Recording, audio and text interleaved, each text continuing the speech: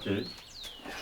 Entrevistas de Cíntia Machado, entrevistada por Bruno Oliveira e Nathan Torres, São Roque, 19 de dezembro de 2025, projeto A Vida que Compartilhamos, entrevista número PRE HV 002. Então, para começar, eu queria que você contasse um pouco sobre você, começando se apresentando o seu nome, a data do seu nascimento e onde você nasceu.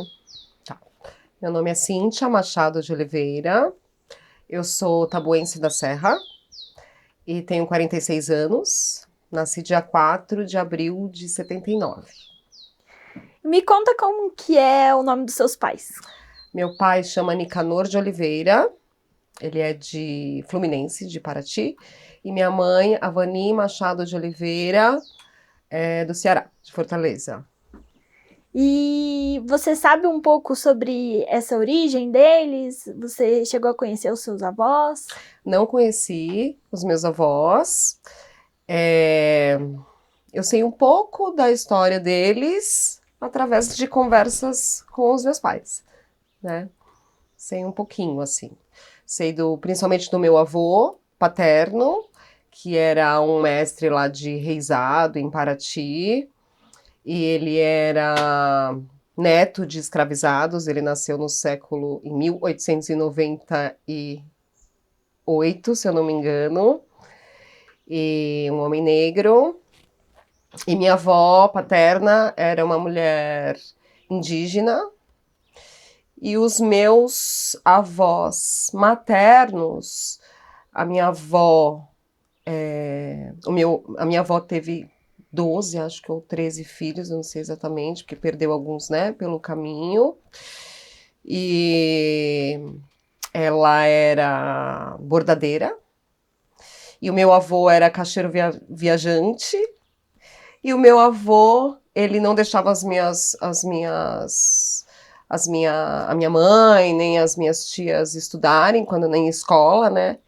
E aí ele contratou uma professora para dar aula em casa e fugiu com essa professora e largou minha avó com os 13 filhos. Partiu. E aí minha avó criou todos os filhos sozinha. E como que você descreveria seu pai e sua mãe? Meus pais, pessoas totalmente antagônicas, diferentes, absolutamente, assim. Mas eles são velhinhos já, né? Tem mais de 80 anos, os dois. Minha mãe me teve com 36 anos, na época já era velha, né, para ter filho na época, hoje em dia não. Mas eles são ótimos, assim, são queridos. O que eles faziam? O meu pai é aposentado, ele era metalúrgico, e minha mãe costureira. Ela nunca atuou profissionalmente, trabalhou em empresa, ela sempre trabalhou em casa, né? E trabalhou comigo um período também. Eu venho dessa linhagem de costureira, bordadeira, por isso que eu segui a profissão das mulheres da família. Quando você era pequena, você via, assim, você aprendeu com a sua mãe a costurar? Muito, eu vivia dentro da máquina de costura, literalmente, assim, eu fazia, porque ela trabalhava numa máquina de costura que era uma caixa de madeira, e era aquelas que tinha pedal, né, e tem uma roda de ferro, assim, bem grande, eu entrava dentro da máquina e fazia de carro, de nave, era um brinquedo, assim, para minha máquina, então eu cresci acompanhando minha mãe, assim, ela sempre me ensinava coisas, a costurar, a bordar, fazer roupa de boneca. Eu cresci acompanhando minha mãe mesmo, assim, por isso que me apaixonei, eu acho, pela profissão, né? Para ela não era uma profissão, para mim virou uma profissão, né? Mas ela trabalhava com isso ou era mais Ela fazia ela? roupa pra gente, né? Porque a gente vivia uma situação... nunca nos faltou nada, mas não era também abundante como é hoje, assim, né? Então ela fazia roupa pra gente E para Natal, para as festividades, ou quando a gente queria passear em algum lugar, ela fazia. Ela dava aula em igreja, em clube de mães, mas não era remunerado, né? Ela dá aula até hoje em clube de mães. Ela trabalhou um período dando aula de artesanato na antiga FEBEM, né? Que hoje é... Como que chama? Fundação Casa. Fundação Casa, por um período, assim. Eu acho que foi o único trabalho mesmo, assim, fora de casa, né? Que ela foi remunerada e comigo. Ela trabalhou um período comigo, assim, uns 7 anos comigo. Me ajudando com os figurinos. Quando eu comecei, ela era a costureira que eu tinha. Depois eu ampliei e aí contratei outras pessoas, mas ela ficou um tempão trabalhando comigo. E você tem irmãos? Eu tenho uma irmã deste casal, mas meu pai teve 2 filhos antes do casamento, né? Que eu mal conheço, assim. Conheço de vista. Mas não tenho nenhuma relação com eles, né? E como é que era a relação com a sua irmã durante a infância? Como que é o nome dela? É Ana Paula. Ela sempre foi uma referência pra mim, assim, porque ela era muito... É muito inteligente, ela sempre foi a primeira da classe, sempre foi... A gente é muito diferente, porque ela sempre foi muito mais quietinha, mais comportada, e eu sempre fui um furacão desde que eu me conheço por gente. E eu tenho algumas questões com ela, por ela ser mais velha, ela abusava de mim em alguns aspectos, do tipo, minha mãe pedia pra ela arrumar, minha mãe ia sair, ó, você arruma a casa, você lava a louça, sei lá. E aí ela fazia uma mala e falava, ó, se você não lavar a louça, eu vou embora. Fazia cara, assim, de que ia embora e não ia voltar. Aí eu ia lavar a louça. Tipo, eu falava que eu tinha sido achada na lata de lixo, que eu não era filha dos meus pais. Essas coisas de irmão mais velho. Mas, ok, assim, ela cuidava de mim, cantava pra eu dormir, me contava história. É uma relação boa, assim. Hoje a gente não é tão amiga, mas a gente se ama muito, assim. Porque a gente tem ideais muito diferentes, né? Mas a gente se ama muito. E me conta se tem algum cheiro, alguma festa ou alguma tradição assim de família que lembra a sua infância. Nossa, isso é muito louco, porque eu tenho uma memória olfativa, assim, muito presente. Então, todas as minhas... Parte das minhas memórias, boa parte das minhas memórias, eu sinto o cheiro daquilo, né? Então, uma coisa que a gente fazia muito era visitar a minha família na Zona Norte, de final de semana. E aí, a madrinha da minha irmã, que era minha tia Maria, a irmã do meu pai, a gente chegava no portão, ela vinha assim de tamanquinho, vestidinho florido, assim, bem magrinha, linda. E aí eu sinto esse cheiro dela vindo receber a gente, sabe? Aí chegava, tinha aquela mesa posta de café. Eu sinto esse cheiro muito, assim, né? E... sei lá, eu sinto muito cheiro de tudo, assim, na minha família. Porque a gente fazia... O meu pai ficou muito próximo da família da minha mãe, que são cearenses, né? A gente sempre conviveu muito mais com a família da minha mãe do que com meu pai. E eles eram muito animados, muito animados. Então tinha forró todo final de semana, eles cachaçavam muito. E aí reunia, né? Sei lá, 60 pessoas numa casa de final de semana, criança, mulher, cachorro. E ficava o final de semana, e viajava no final do ano, ia pra praia. Sempre foi uma farra, assim. Então eu cresci nesse ambiente mesmo, assim, de festa, né? Principalmente de forró, de dançar. Eu sempre gostei muito de dançar desde pequenininha. E isso tudo me traz, assim, essa memória olfativa, sabe? De festa, de cheiro de cerveja, de comida, de macarrão. Muito, assim. E tem alguma história dessas festas que tenha sido marcante, assim, uma festa específica?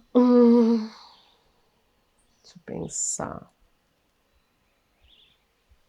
Nossa, tem tanta, cara. Eu aprontava muito, né? Desde pequena, assim.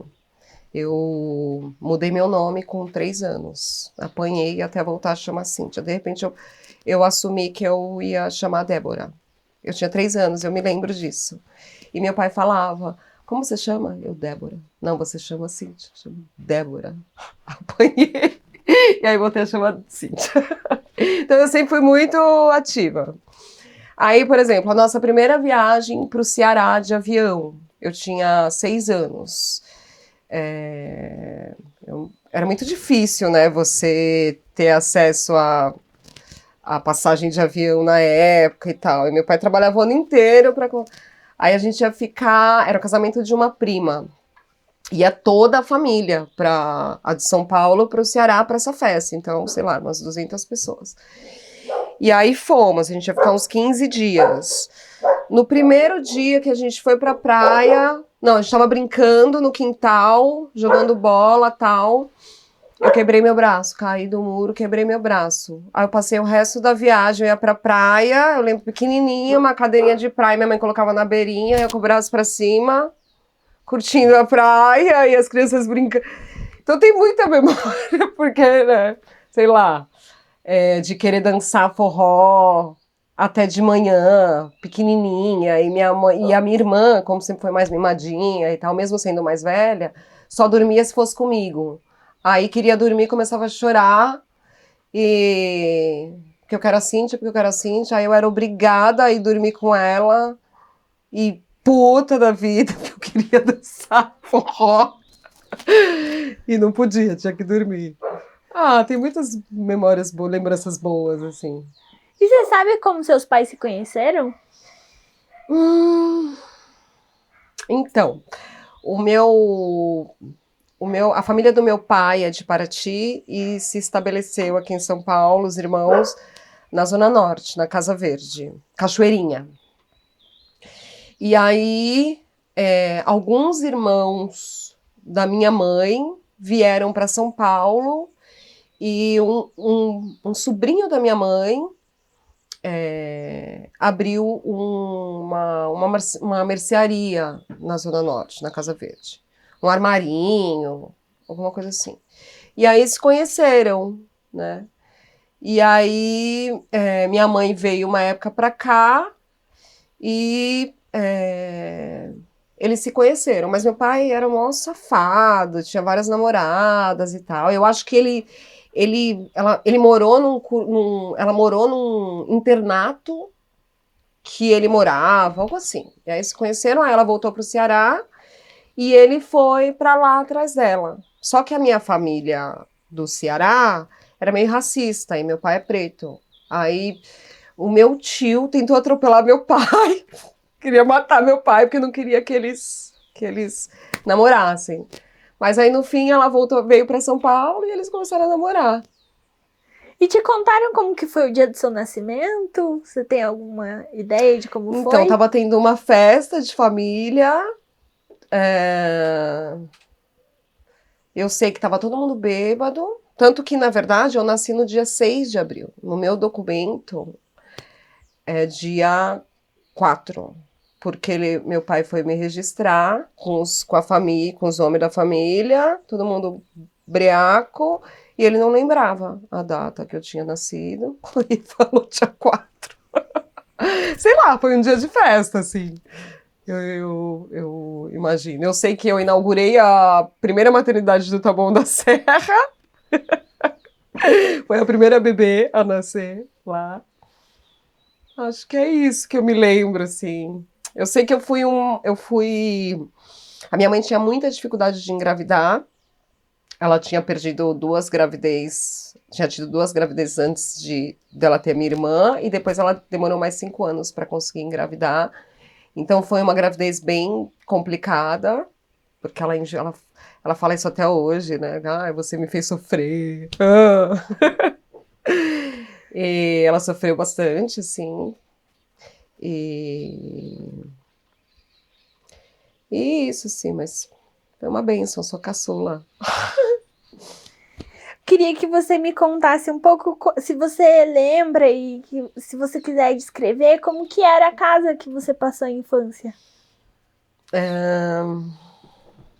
Lembro. É, O que eu me lembro, assim, foram 2 momentos dessa casa. Eu me lembro dela, era uma casa amarela, com um quintal bem grande na frente, assim, no fundo uma garagem. Meu pai tinha, era uma garagem de vidro, e meu pai tinha um Fusca branco. E eu me lembro, inclusive, toda vez que ele chegava, ele buzinava da esquina, assim, a gente já sabia que era ele para ir abrir o portão para ele. E a casa amarela tinha um jardim com uma roseira na frente. E tinha uma areazinha na frente, assim, parecia casa de vó, sabe? Essas casas de vó que tem uma areazinha, assim. E aí, só que ali era um bairro que dava enchente. Então eu me lembro que encheu uma vez, e aí a gente se mudou de lá e foi morar no Brás, num apartamento na frente da casa de uns tios, por um período, que era um apartamento muito legal também. Era a gente chamava de apartamento, mas era um só, né? Não tinham andares. E que tinha um corredor enorme, assim, que eu andava de bicicleta desse corredor, tipo, iluminado. E, e a gente brincava muito lá, foi muito legal esse período também. Eu tinha uns 4 anos, assim. E depois meu pai reformou a casa e a gente voltou pra lá, pra essa casa. E aí virou uma casa de lajota, tinha a mesma estrutura, só que ele construiu no fundo mais um quarto e um banheiro, para caso enchesse de novo a gente ter onde se refugiar. E aí a gente ficou lá até acho que os meus 16 anos, que aí encheu de novo e meu pai comprou uma casa no Campo Limpo. E aí eu.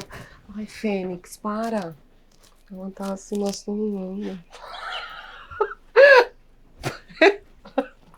Desculpa. Acontece.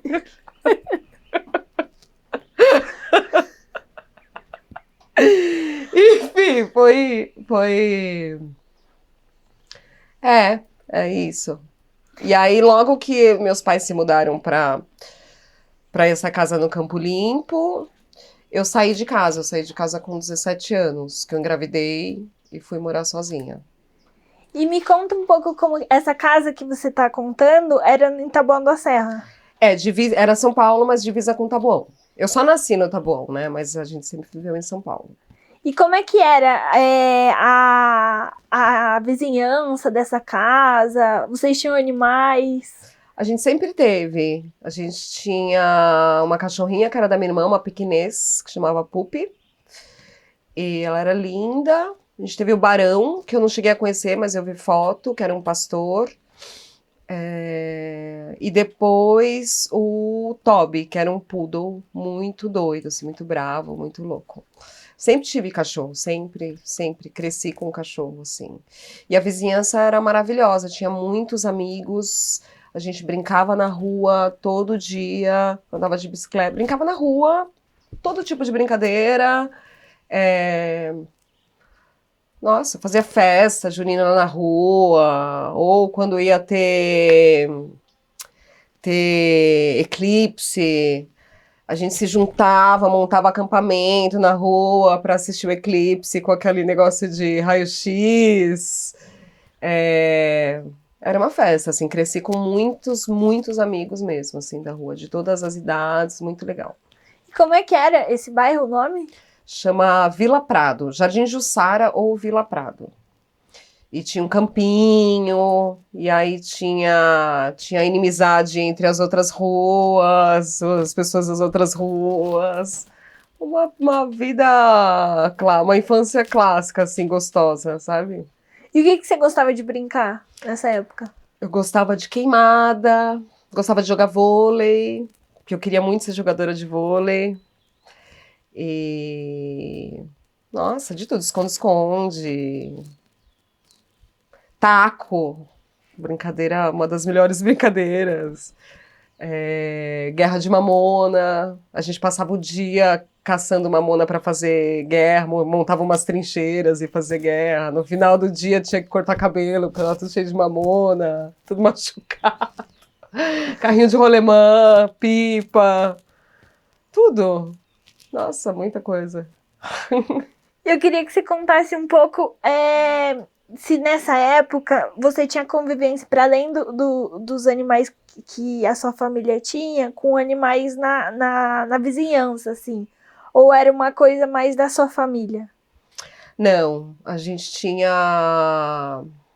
Eu tinha convivência com os bichos de todo mundo, assim. Eu acho que as pessoas hoje perderam muito esse sentido de comunidade, né? Na minha infância, um cuidava do outro. Então, tinha aquela coisa de vizinha, me empresta uma xícara de açúcar. Vizinha, a minha filha tá com vontade de comer banana, você tem? Senão a criança ficava doente, sabe? E como a gente tinha esse problema de enchente, isso se fortaleceu mais ainda, porque, sei lá, se eu perdia meu material escolar, o vizinho que tinha compartilhava comigo, né? É, E a gente convivia com bicho de todo mundo cuidava dos bichos de todo mundo, assim, era uma grande comunidade mesmo, né? E você se recorda dessa época que tinha enchente? Você lembra disso? Eu lembro bem. Eu acho que eu passei por umas 3 enchentes, assim, né?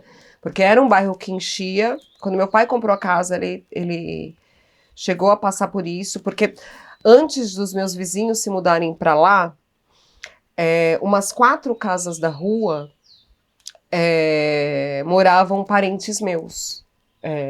Pessoal que veio do Ceará e tal, alugou casas ali. Depois teve a primeira enchente, eu não era nascida. Teve a primeira enchente, foi todo mundo embora, ninguém aguentou. Meu pai ficou e aí começaram a chegar mais vizinhos, né? Então, eu me lembro de umas 3, assim, de de ser muito louco, assim, ao mesmo tempo que era muito horrível, porque enchia tudo, a gente perdia tudo, enchia 2 metros de altura, assim. E quando a água baixava, era um trampo, né, ter que limpar tudo aquilo. Mas ao mesmo tempo também tinha essa coisa de todo mundo se ajudar. Então todo mundo, né, virava um mutirão, por exemplo, às vezes enchia a minha rua, mas não enchia a outra rua. Aí uma casa da outra rua acolhia todas as crianças para passar a noite, enquanto os pais iam limpar, né? Foram períodos muito difíceis, mas também, né, tinha esse sentido muito forte, assim, de comunidade, né? Que eu valorizo até hoje. De muita solidariedade, né? Exatamente, né? E eu queria que você contasse um pouco como que foi o período da escola, quando você começou a estudar, onde que você estudou? Eu me lembro a partir do jardim. Eu estudava ali perto, na região, chamava João Negrão, a escola.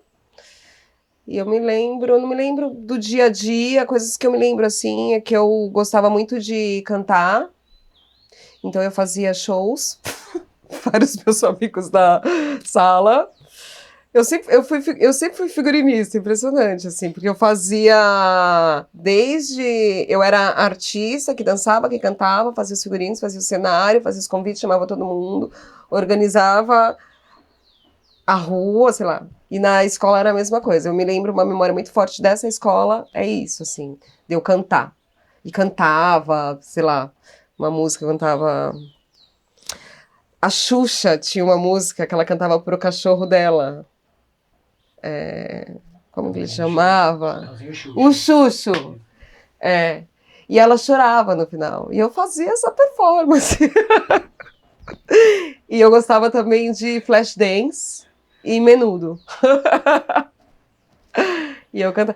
E nessa escola eu me lembro disso, assim, com 4, 5 anos. E aí depois eu fui para uma outra escola que chamava Tia Anastácia, que foi o pré. E depois eu fiquei da primeira à 8ª série no Jaciramoia, que era no bairro também, que aí foi um período longo, que eu fiz grandes amizades, que eu tenho até hoje, e a maioria das crianças da minha rua Estudavam, das crianças do bairro estudavam lá, então fiz grandes amigas, fiz grandes inimigas também, já quase apanhei, arrumava umas tretas, enfim.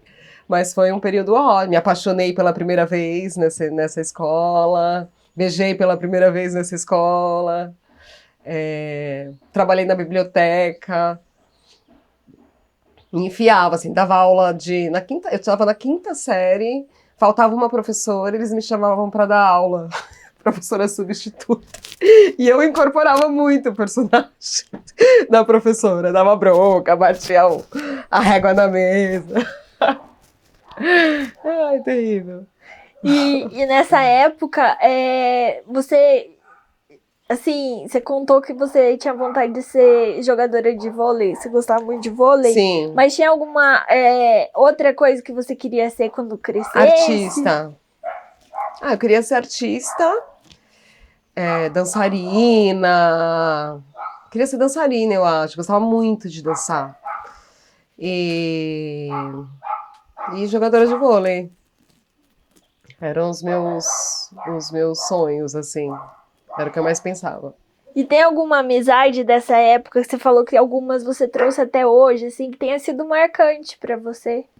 Ah, eu tenho um grande amigo, que é o Davi, que ele... na verdade, a minha melhor amiga era a irmã dele. A gente se conheceu, eu tinha 4 anos e ela 3, e ele tinha 2.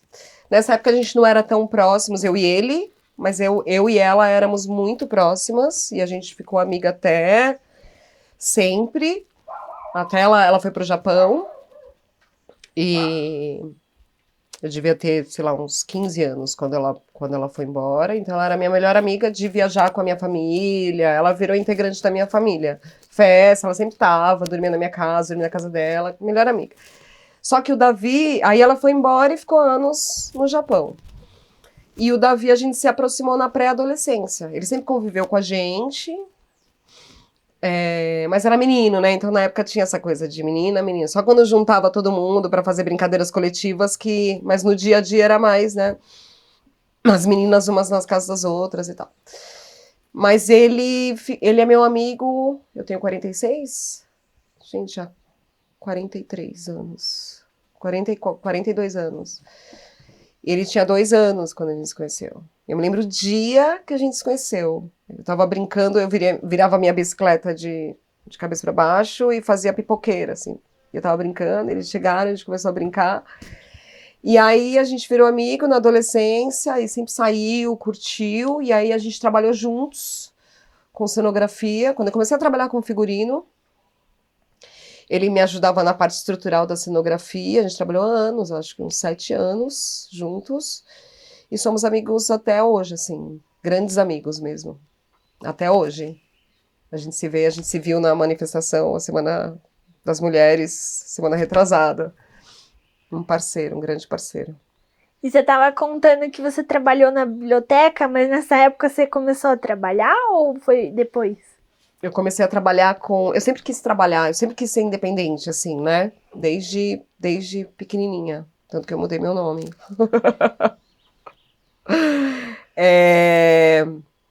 Eu, na verdade, eu me apaixonei por um menino na escola e ele estudava à tarde, eu estudava de manhã. E às vezes eu ia para a escola para dar aula como substituta à tarde. E aí eu falei, não, eu quero um emprego fixo, porque eu quero ficar perto dele. Mas eu não ganhava dinheiro, eu não era remunerada. E aí eu me propus a organizar a biblioteca da escola, que não era usada. E aí eu fiquei lá sei lá, um semestre, acho. Organizei toda a biblioteca, passou a funcionar, só para estar perto do menino. E ele nunca pegou um livro. E aí eu ficava lendo também. E aí eu comecei a trabalhar com 13 anos. Que aí eu comecei a frequentar matinê, né? Danceteria, assim. E aí eu conheci eu frequentava uma danceteria que chamava Enigma, que era na Henrique Schaumann. E de domingo, das 4 às 10. E aí adorava ir lá, era uma briga com a minha família, porque meu pai não queria deixar eu sair, eu mentia para poder ir, falava que ia pro shopping, ia toda arrumadinha de shopping, mas me trocava dentro do ônibus para a danceteria. E aí conheci o dono lá, e aí comecei a trabalhar lá. Ganhava uma merreca também, sei lá, nem um salário mínimo, era só pelo prazer de trabalhar. Eu tava na oitava série ainda, nossa, eu me desdobrava, porque eu estudava de manhã, chegava em casa, almoçava, pegava ônibus, ia trabalhar, trabalhava até umas 7 da noite, pra ter VIP, sabe, pra ir no domingo na danceteria. Trabalhei uns 6 meses lá. E aí com 14, eu comecei a trabalhar no McDonald's. Foi meu primeiro emprego registrado. Aí trabalhei um período, assim, no Mac. Acho que 15. É, eu entrei, tava entrando no colegial. E você lembra da sensação, assim? Você estava contando que você queria ser independente. Você lembra se trabalhando você sentia essa sensação? Ah, sim, sim, porque eu tinha, sei lá, eu passei a ter as coisas que eu queria, era tudo muito difícil, né? Meu pai não comprava as coisas pra gente. É, não era como hoje, né? Minha filha, por exemplo, sempre teve tudo o que ela quis, assim, né? Na medida do possível. E meu pai, não. Meu pai, era difícil, né? Manter uma casa com 2 filhas, né? E a esposa, enfim. Então eu tinha essa sensação de ser um pouco mais autônoma, né? De ser mais independente, de, sei lá, poder comprar uma roupinha, um livro, ir no cinema. Eu ajudava meus pais sei lá, para começar a pagar uma conta de luz. Sempre foi o meu objetivo, assim, né? E o que você gostava de fazer durante a adolescência? Jogar vôlei, dançar e. ah, basicamente, assim, jogar vôlei e dançar com os meus amigos, ler, gostava muito de ler, ir ao cinema, é, beijar na boca. Era isso, basicamente. E tem algum livro que você tenha lido nessa época que foi marcante? Nossa, eu lia muito, né? Eu tinha umas professoras de português que estimulavam muito, assim, a gente ler, né? Então eu li Agatha Christie todos, aquela coleção, como que chama? Que tem os Caravelho do Diabo, eu não me lembro o nome da coleção. Coleção Vagalume, todos. Então a gente tinha que ler, resumir, falar lá na frente. E eu tinha muito essa coisa de, como a minha irmã era gênia, eu não era gênia, porque eu era rebelde. Eu era inteligente, mas eu não me dedicava tanto. Eu ia bem sem precisar me dedicar tanto. Pra mim, um B tava bom, a minha irmã não, né? Mas eu tinha essa coisa de, nossa, eu quero ser como ela, porque eu era muito comparada também. Sua irmã só tira nota 10, né? Então a gente. Então eu lia muito, né? Eu queria muito também isso, né? Mas enfim, não é nem isso. Uma questão que veio da minha cabeça. Deixa eu ver. Aí eu gosto muito de biografia. E aí, com 14 anos eu comecei a curtir muito rock. Sei lá, virei meio riponga, assim, então eu curtia Janis Joplin, Raul, Jimi Hendrix. Comecei a andar descalça na rua, meio hippie. Meu Deus. É, E aí eu li a primeira biografia que eu li foi a do Raul. Esse foi um livro que me marcou, assim. E os livros do Paulo Coelho também me marcaram. Sei lá, eu comecei a olhar mais assim para uma espiritualidade, né?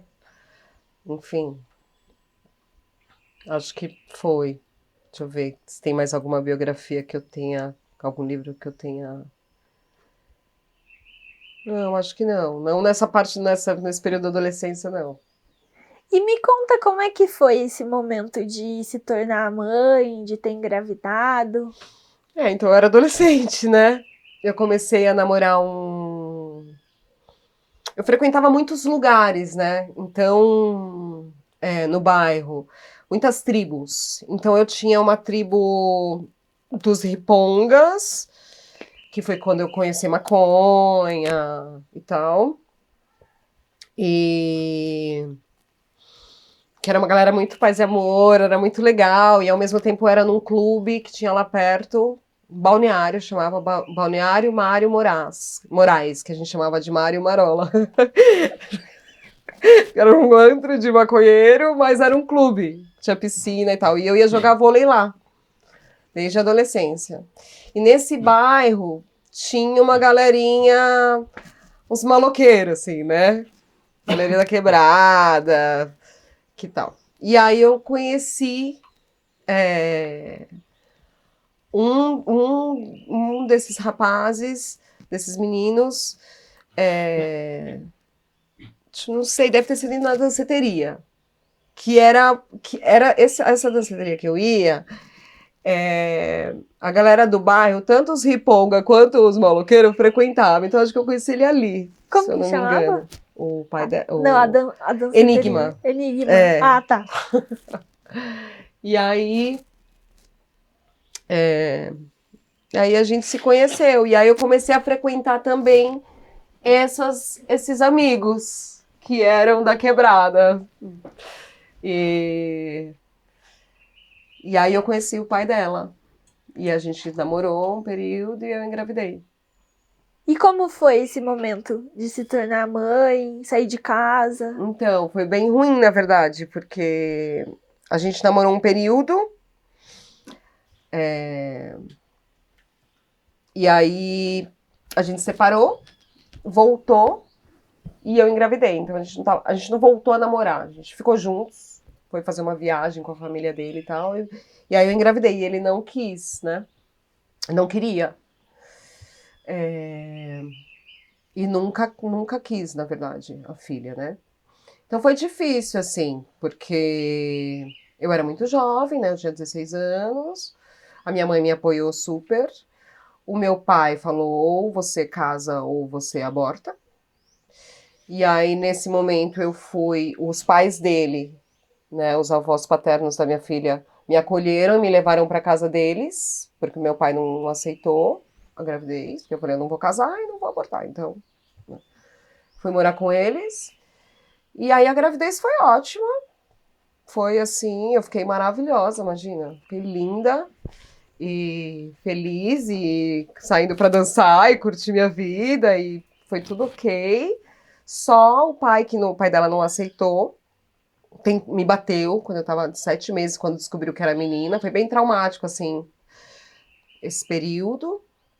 Ele acabou registrando, mas ele nunca foi um pai presente, nunca pagou pensão. A família dele era presente. A avó, porque a avó paterna dela teve 3 filhos homens e criou 3 sobrinhos. Então eram 7 homens e ela. Quando a minha filha nasceu, a primeira neta, nossa, ela era a princesa da família, assim, né? Então a família acolheu os avós paternos, os tios e tal, e ele nunca quis saber muito, assim, conviveu pouco com ela. Para mim foi isso, assim, eu já trabalhei muito isso em terapia, porque foi um período traumático, né? Sei lá, aconteceu esse rompimento da minha adolescência, então eu, eu fiquei um tempo sem estudar, né? Mas a minha mãe e a avó materna me ajudaram muito, assim, né? Me ajudaram a criar a minha filha. Porque eu voltei a trabalhar, né? Tinha que sustentar, não tinha pensão, mãe solo, né? Então, E como que é o nome da sua filha? Nayara Agatha. E por que, Nayara, você que escolheu? Foi, porque tem aquela lenda da. Tem gente que fala que é Nayara, tem gente que fala que é. Dão outros nomes, de uma indígena que é. Que ela se apaixona pela lua. E aí alguém fala para ela que ela vê o reflexo da lua e ela pula no rio. E aí a lua transforma ela em Vitória Régia e tal, né? E aí, né, como nessa época eu era meio hippie, aí eu coloquei Nayara e Ágata por conta da pedra mesmo, Ágata. Foi eu que escolhi. E me conta como é que seguiu sua vida a partir dessa maternidade solo? Como é que foi que você foi seguindo, assim, desse fim da adolescência para a vida adulta? Então, eu, eu tive muita ajuda, né, da minha mãe e da avó materna. E eu fui morar sozinha, né, numa casinha com ela, ia trabalhar e ela ficava com a minha mãe. E ah, foi ok, assim, né? Eu tinha muita ânsia de viver, né? Minhas coisas, por ser jovem e tal. Mas eu sempre carreguei ela para tudo quanto é lugar, para tudo que eu fazia. Mas também, quando eu queria ficar sozinha, viajar e tal, eu deixava ela com a minha mãe ou com a outra avó. E fazia as minhas coisas. E continuei trabalhando, eu só demorei muito. Eu parei de estudar, né? E eu comecei a fazer faculdade com 24 anos, depois de 7 anos que ela nasceu. Porque era muita coisa, né? E eu achava que também tudo bem, sabe? Não precisava, né? E eu queria muito estudar. Na verdade, eu nem achava que eu fosse fazer faculdade algum dia na vida. Não era um sonho distante, assim, né? E aí, com 24, eu consegui realizar esse sonho. E você trabalhava nessa época que você voltou a trabalhar, com o quê? Eu trabalhei como recepcionista, é, como assistente administrativa, trabalhos assim, né? Acho que era basicamente isso. Como assistente, trabalhei como assistente de arquitetura. É, isso, esses trabalhos. E em que momento que a arte retorna para sua vida de alguma forma? É, quando eu estava nesse período, eu comecei a fazer aula de dança. Quando eu tinha, acho que 19 anos, de dança afro no Sesc. E aí eu conheci o Álvaro, que é um mestre de dança afro, que é casado inclusive com a Imaculada, do Museu da Pessoa, que trabalhou no Museu da Pessoa. Foi aí que eu os conheci. E fazia aula. Toda sexta-feira ia lá e tal. E aí um dia ele me convidou, a gente se reunia depois da aula para tomar uma cerveja e tal, e ele me convidou para fazer parte do grupo, que chamava Grupo Okun. E aí eu comecei a fazer parte como dançarina. Tanto que eu conheci minhas grandes amigas irmãs nesse período também, né? Grandes amigas. E, e aí a gente montou um espetáculo que chamava O Segredo das Iabás. E eu fiz os figurinos. Me propus a fazer os figurinos com a minha mãe, né? Minha mãe era costureira, tal. Eu nem costurava ainda, né? Fazia, sei lá, não costurava, né? Como eu costuro hoje. E aí fizemos, a gente fez os figurinos para 2 espetáculos. E aí a minha ideia era fazer faculdade. E eu trabalhava na área administrativa, mas fazia isso no paralelo. Nem ganhava dinheiro também. E aí, nessa época eu me reaproximei também do candomblé, porque na minha infância eu frequentava muito o candomblé, mas por conta das pesquisas que a gente fazia de campo e tal, a gente ia muito em terreiro de candomblé, em festa, para, né, para se aproximar das, das danças, né, das tradições e tal. E aí eu comecei a fazer os figurinos. E aí foi quando eu resolvi fazer faculdade. Eu ia fazer de dança, aí foi um quebra-pau na minha família, porque ninguém queria que eu fizesse dança, lá. E aí eu resolvi fazer artes visuais. E aí comecei a fazer figurino. Comecei a me enfiar, né? Aí enquanto eu fazia faculdade, eu conheci eu morava atrás do Sesc Consolação. que tinha o CPT, que era do Antunes Filho, e aí me inscrevi para um curso de adereço lá. Eu lembro que eles pediam para fazer um adereço inspirado no Alto da Compadecida, que eles iam montar uma peça do Suassuna, que não era o Alto da Compadecida, não, era outra. E aí eu fiz uma Nossa Senhora num cone de linha, ficou lindo assim. E passei, e aí entrei para o curso, e aí me chamaram para fazer os objetos de cena para essa peça, que chamava Quaderna. E aí fui me enfiando, assim. Me conta como que... Se tem alguma peça que você tenha feito, o figurino, que tenha sido marcante por algum motivo. Tem. Aí já na faculdade, eu conheci eu tinha um professor, chama Marcelo Soler, que ele tem uma companhia que chama Companhia de Teatro Documentário. E aí a gente se curtia muito, assim, batia as ideias, e ele me convidou para fazer os figurinos de um espetáculo que foi muito legal, eram 40 anos de 68. Era um projeto do Ministério da Cultura, que ia ter uma programação no Brasil inteiro, comemorando não, né? Relembrando 40 anos do 68. E aí ele ia montar uma peça que chamava Consumindo 68. E ele me chamou para fazer os figurinos. E eu acabei participando da peça como performer e tal. E aí a gente se apresentou no Sesc, no Teatro do Sesc. A gente fez 2 apresentações lá. E foi muito legal, porque a gente entrevistou, era teatro, mas era documentário, então a gente usou como centro, né, para montar, para o enredo do espetáculo, a invasão que teve na peça Roda Viva, do Chico, né?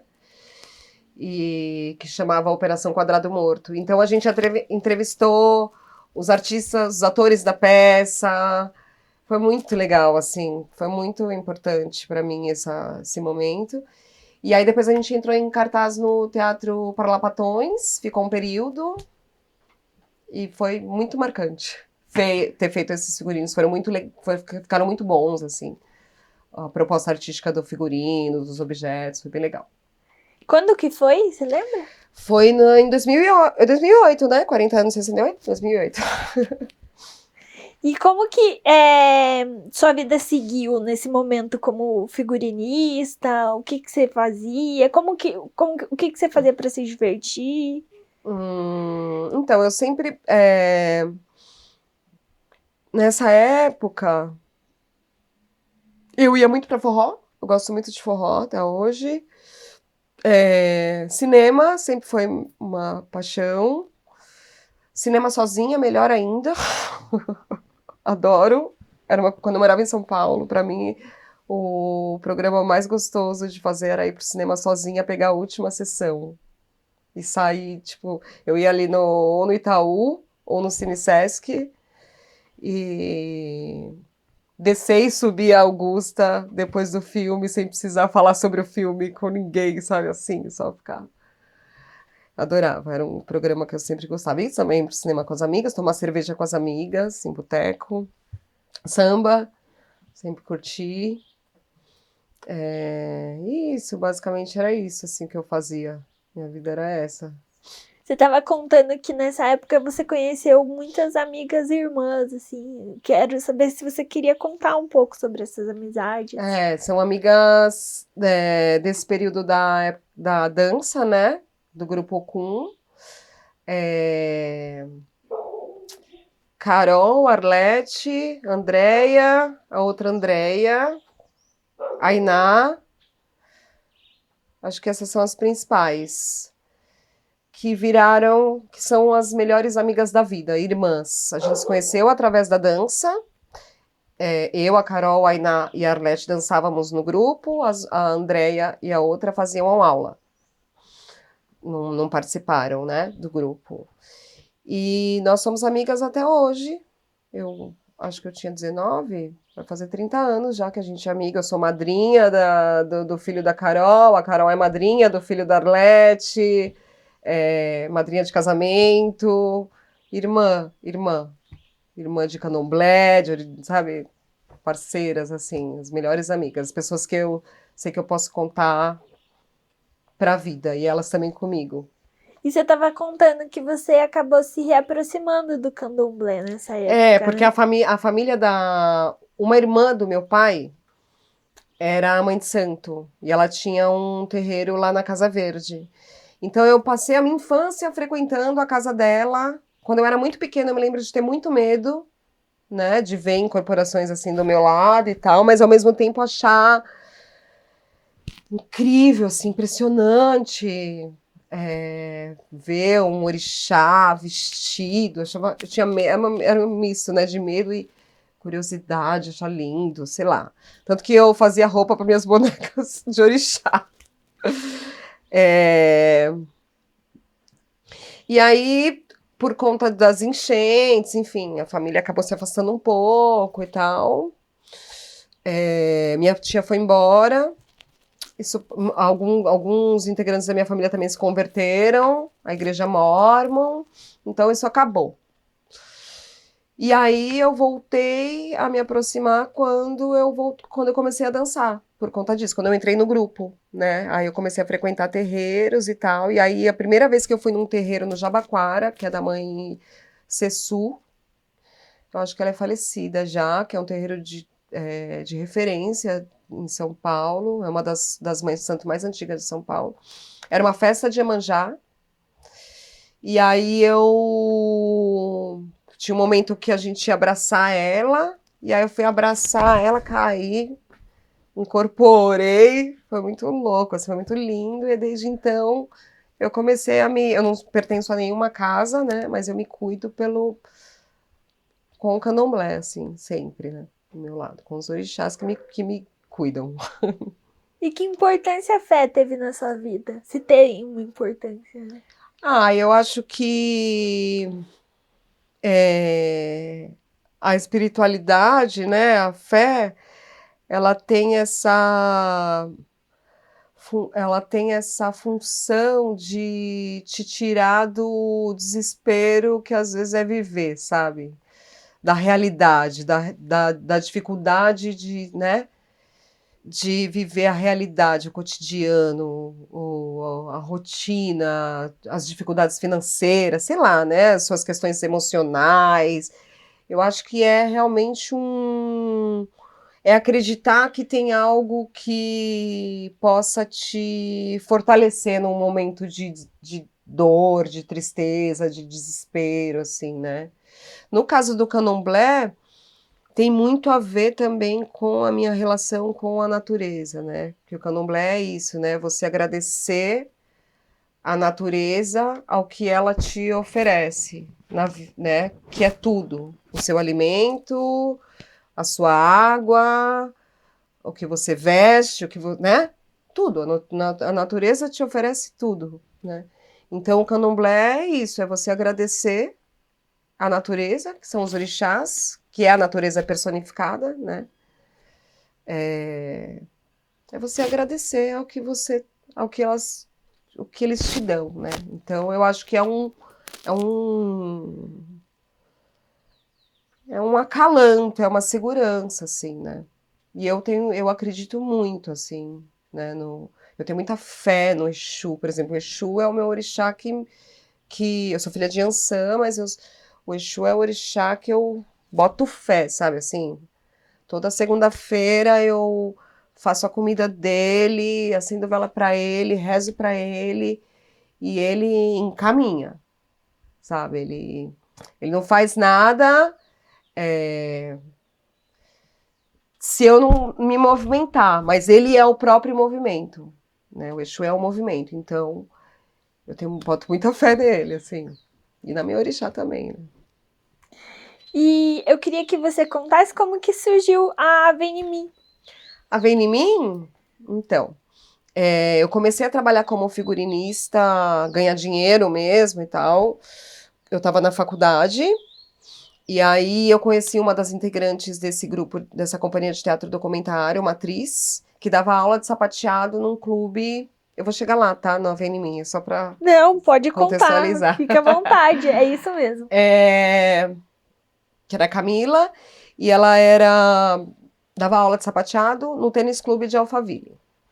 E aí eles estavam precisando de uma figurinista, e eles me convidaram para fazer alguns figurinos para 2 turmas, meio que um teste, assim, né? Eram 100 figurinos, eu acho, no final do ano. Você quer fazer? Eu não tinha estrutura nenhuma de nada. Falei, quero. Como boa ariana, né? Bom.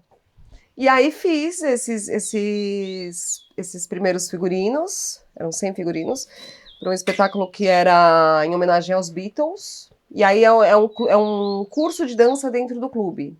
Assim, 400 alunas, desde baby class, de 2 anos, até adultas.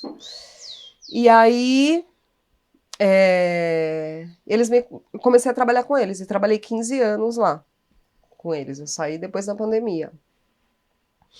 E a gente fez muita coisa legal. E eu fazia a cenografia e os figurinos. E foi muito legal, assim, muito legal. Muita gente legal passou por mim, assim, pelo meu trabalho. Trabalhei com pessoas incríveis durante muitos anos, costureiras, aderecistas, uma galera, assim, muito legal. Foi um período incrível. E aí, em 2016 ou 2017, era proibido o carnaval em São Paulo, mas tinham alguns blocos, né, que aí saíam, né. E aí eu fiz, nesse ano, eu fiz fantasia com sobra de figurino, que sobrou no espetáculo, eu fiz pra mim e para umas amigas.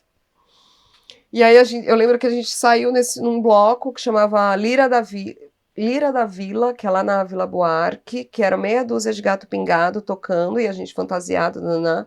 Cada esquina que a gente passava, a polícia parava a gente, porque não podia. Aí eu sei que a gente foi parar num puteiro que não estava funcionando, fizemos o final da festa nesse puteiro, sem puta, e ficamos lá e tal. E aí, foi super legal, pô, super funcionou, fantasia, o ano que vem e tal, por que você não, não faz pra gente, né? A gente compra e tal. E aí, eu fiz de novo pras amigas e comecei a fazer adereço, fotografei nelas e tal, e comecei a divulgar.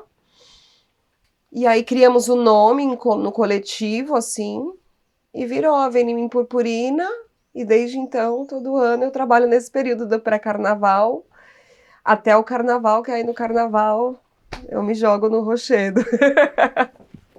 E o carnaval sempre foi importante pra você? Desde criança, assim, a gente fazia festa fantasia na minha casa, né? Minha mãe fazia as fantasias para todo mundo da rua, sempre curti. Meu pai sempre curtiu muito samba, né?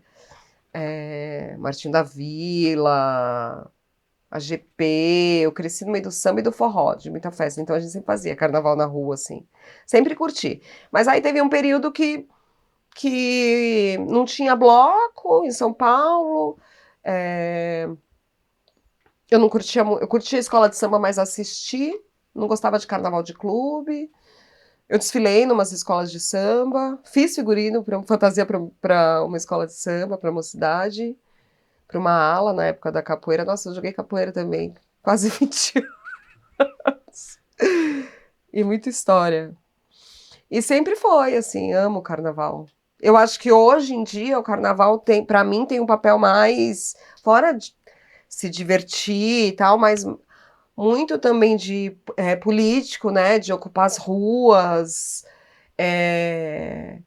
de liberdade, né? Acho que a fantasia traz esse sentido mesmo de você trazer o que você quiser, da forma que você quiser,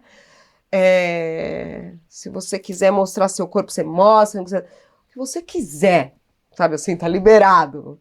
Eu acho que tem traz muito esse sentido, né? Político de estar na rua, de estar feliz, de estar, né? De compartilhar com o outro, de se divertir, de abraçar, eu acho que tem muito isso, assim, acho que o carnaval traz muito isso, assim, eu tenho um grupo de amigas que a gente se chama de mini bloco dentro do bloco. Todo ano a gente faz uma fantasia, né, para todas, com um tema. E aí a gente tem até estandarte, mini bloco dentro do bloco, a gente invade uns blocos. Aí a gente vai no bloco do Aldo Borogodó, que é no pré-carnaval, que é um bloco mais tradicional, que vai muita criança e muita gente fantasiada, né? A pessoa gosta da fantasia mesmo. E a gente sai, todo ano a gente cria um tema. Então a gente já foi de El Que Maravilha, El Que Maravilha, a gente fez umas perucas gigantescas, coloridas. A gente já foi de mini bloco Bacurau, cada uma foi com um personagem do Bacurau. Foi incrível! Não foi? Foi o melhor ano, assim. Nossa, a gente já foi com muitos temas. Esse ano acho que a gente vai de circo. Elas queriam com um tema político, eu falei, não, gente, pelo amor de Deus, né? Vamos relaxar um pouco. Aí acho que a gente vai de circo. E você estava contando desse trabalho de 15 anos que você fez como figurinista no clube. Como que é o nome do clube? Tênis Clube, Alphaville Tênis Clube. Ah, você contou.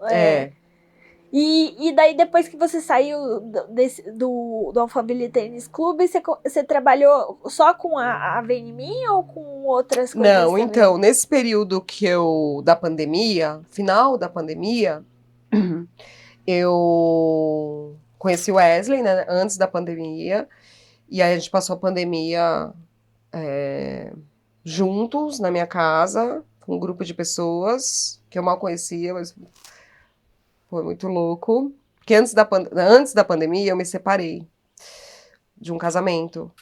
E aí eu morava numa casa gigante, com 5 quartos, meu ateliê e tal. E aí eu comecei a alugar quarto. Então, antes da pandemia, em dezembro, eu conheci o Wesley, aluguei um quarto para um rapaz, e no carnaval aluguei um quarto para um outro rapaz que recebeu um namorado no carnaval, na mesma semana que ele alugou. E aí entrou a pandemia, fechou. Então, quer dizer, eu tava conhecendo todo mundo. Tava todo mundo morando junto, se conhecendo. E passamos, assim, a pandemia, 2 anos juntos, nos conhecendo, todos nós. E no final da pandemia... E o Wesley é do Highline, andava de Highline. E aí, no final da pandemia, quando começou a abrir, a gente ia para trips de Highline. Poucas pessoas no meio do mato, era aberto e tal, acampava, passava o final de semana, não sei o quê. E nesse período eu conheci a escalada. E aí eu comecei a escalar. E a gente usa uma bagzinha na escalada para colocar magnésio, pozinho branco, né? Que a gente usa na mão para aderir melhor na terra, tal, na pedra e tal. E aí eu achava todo mundo umas bags, a gente chama de chalk bag, né?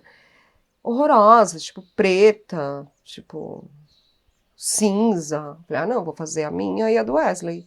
E aí fiz uma toda colorida para mim e uma toda colorida para ele. E aí a galera começou a curtir e encomendar. Aí virou uma marca que chama Magnella. Então, quando eu parei de fazer os figurinos, saí do clube, eu tinha Vem em Mim e tinha Magnella. E nossa, tem uma outra coisa também. Na pandemia, eu fiz um curso de massoterapia tântrica. Então, eu trabalhei um ano com massagem tântrica também.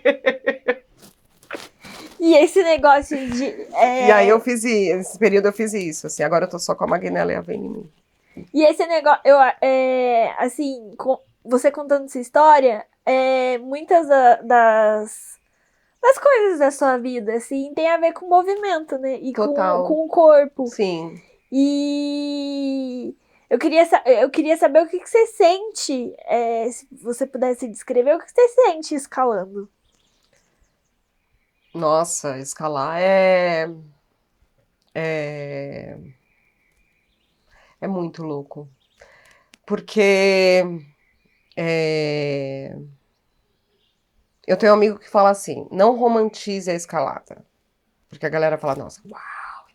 A escalada dói, você usa uma sapatilha apertada, você fica com medo de morrer, você... Então, a escalada é tudo em você. Pra mim, né? É tudo em mim, assim. Por exemplo, se eu tô numa semana ruim, ansiosa e tal, e aí eu vou escalar no final de semana, eu sinto na escala. Quantas vezes eu já desci, de estar mó deprê na semana, tal, estressada, vou escalar, parar no meio da via. O Wesley já viu isso muito. E ter crise de ansiedade, de chorar, né? Então a minha relação com a escalada é essa, assim, ela me mostra muito como eu tô, e eu trabalho muito essas emoções na escalada, né? E também é libertador, porque é um esporte de risco, né? Então você passa a valorizar muito a sua vida quando você escala, né? Porque, por exemplo, eu gosto de escalar montanha, né? Que é a escalada onde tem mais risco de vida, de morte, né? E por conta de diversos fatores. E então você passa a valorizar muito a sua vida. Porque a segurança, ela faz parte do esporte, é um procedimento do esporte, não é só escalar. Todos os procedimentos de segurança que você tem que aprender para poder escalar, eles fazem parte. Então, tá sonhando. Olha lá, ela tá sonhando. Então, você passa a valorizar muito sua vida. Porque, né, você quer viver para poder correr risco de vida. Não sei explicar. É maravilhoso. Eu acho que também tem uma explicação química, né? Que dizem que esses esportes de aventura, eles produzem quimicamente no seu corpo os mesmos efeitos que se você fosse viciado em droga, né? Drogas químicas. Então vicia, né? É um negócio que vicia, assim. Você lembra a primeira vez? Como foi? Lembro. Onde foi Então, a também? gente estava numa trip de Highline, e aí tinha um rapaz. A gente frequentava, na verdade, assim, a gente frequentava uns lugares que tinha escalada, e eu achava aquilo, achava muito distante da minha realidade, assim, né? E aí a gente estava numa trip de Highline. Nossa, e a primeira vez que eu vi um escalador, a gente estava numa trip de Highline em Minas Gerais, na Pedra do Elefante, que é uma pedra muito alta, e a gente estava lá na via, a gente estava no cume dessa montanha, que a gente montava o Highline ali, e aí eu vi dois escaladores subindo. Uma pedra gigantesca, acho que tem 270 metros, se eu não me engano, essa via. E aí eu olhei aquilo e falei, caraca, mano. Eu nem sonhava que ia escalar na minha vida. Eu achei assim surreal. Aí beleza, passou. Depois de um período, a gente foi numa pedreira, que é onde eu achei a Fênix, e tinha um rapaz escalando. Aí ele falou: Você quer subir? E era uma via muito fácil, assim, né? Eu falei: Quero. Aí subi, na metade da via, eu comecei a sentir adrenalina num grau, minha perna tremer, uma loucura, assim. Eu nem consegui subir, eu subi uns 2 metros. No outro final de semana eu já estava com cadeirinha, sapatilha, corda, equipamento. E aí teve um encontro de escaladores, né, no outro final de semana. E aí já escalou tudo que tinha ali. De uma forma mais segura, né? Que tem vários tipos de escalada. E aí, desde então, eu não parei mais. Nunca mais. E tem alguma escalada que tenha sido, algum pico que tenha sido marcante para você por algum motivo? Tem. Pode falar dois? Pode. O primeiro foi, porque assim, tem a escalada, ela tem vários tipos, né? Tem a indoor, que é em ginásio, academia, tem a escalada em rocha, tem boulder, que são vias baixinhas que você não precisa de corda, que você cai no colchão, né? Que eu não faço esse tipo de escalada. Tem a esportiva, que são vias de até 30 metros na rocha, né? Passou disso, é montanha, né? Então, porque a corda, geralmente, os tamanhos de corda que existem, você consegue escalar até 30 metros, e aí para você poder continuar subindo, você tem que subir a pessoa que está fazendo sua segurança, montar todo o procedimento para fazer. São cordadas, que a gente chama, né? Que é a escalada tradicional. E eu só escalava esportiva. E aí você tem que aprender procedimento, nó, procedimento de segurança, para poder se preparar para a escalada tradicional. E aí eu tava num. E aí eu ia escalava com o Wesley a princípio, né? Quando a gente começou a escalar. E aí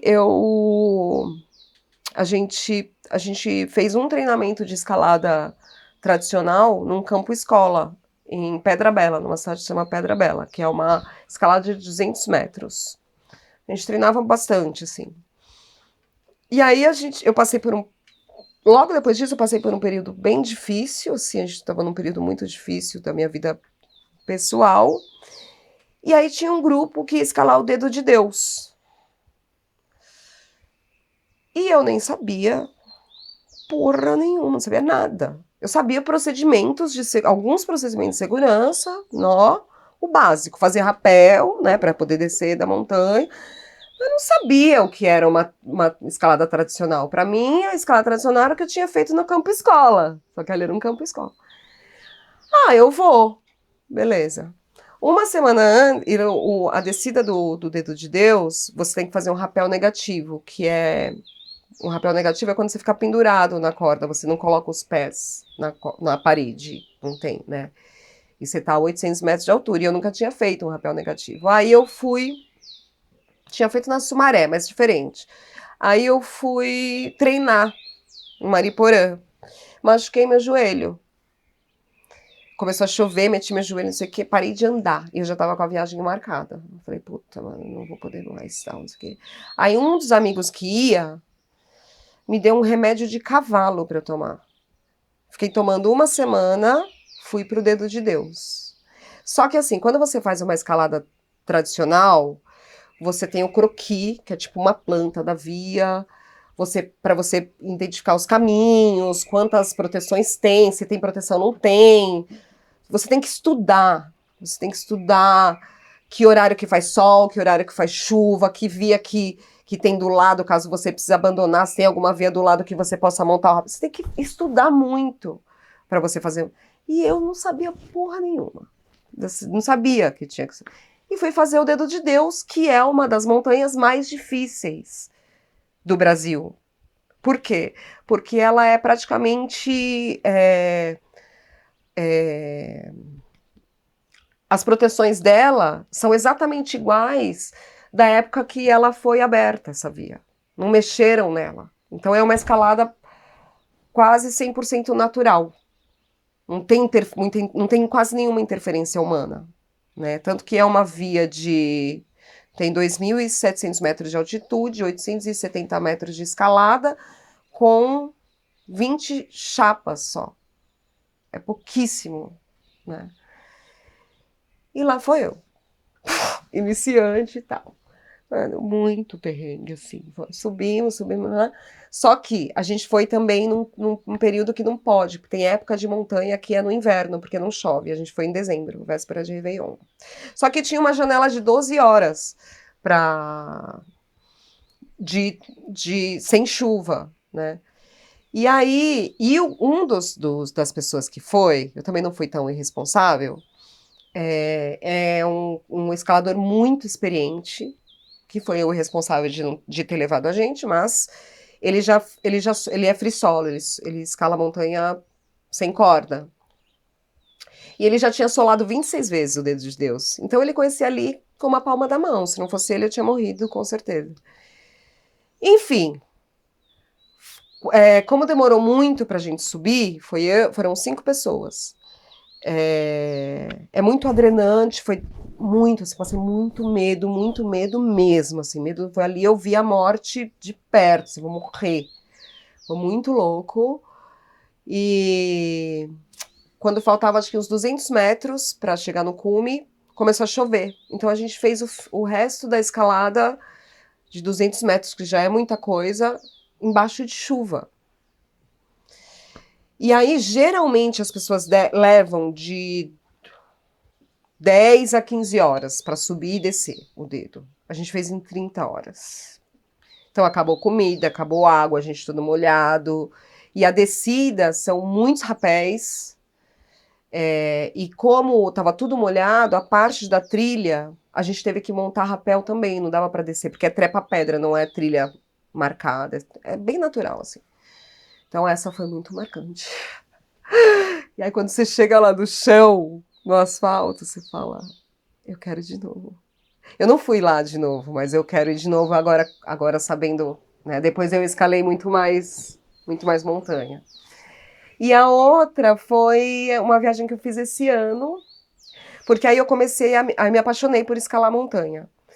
E aí existe um livro que chama 50 Vias Clássicas do Brasil, que foram 2 escaladores, um casal de escaladores, que escalaram o Brasil inteiro durante um período, e eles escolheram 50 vias que eles consideram clássicas. E são vários critérios, as mais bonitas, os picos mais legais, grau de dificuldade, nananã. Não é uma regra, mas é uma referência para escalador que, né? E aí, depois de um período, eu comecei a escalar com amigas, mulheres. E hoje eu escalo com mulheres. E a gente tem até um grupo.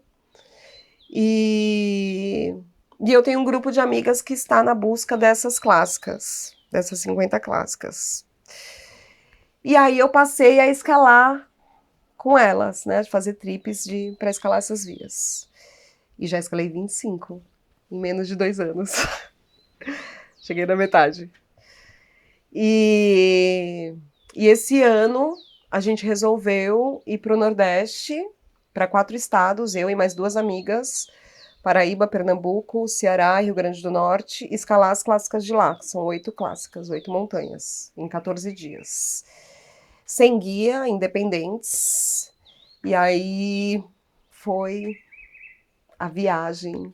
Tanto que vai virar um documentário. Essa viagem foi uma trip incrível, assim. Escalar no Nordeste foi surreal.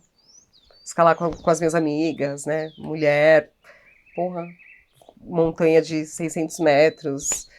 Lindo, assim, lindo, foi emocionante. Tá muito presente, assim. Todas as montanhas que eu escalei foi incrível, mas essa viagem também foi demais. Tem algum momento especial? Eu sei que a viagem foi muito especial, mas tem algum momento que você sentiu assim, poxa, é aqui com as suas amigas?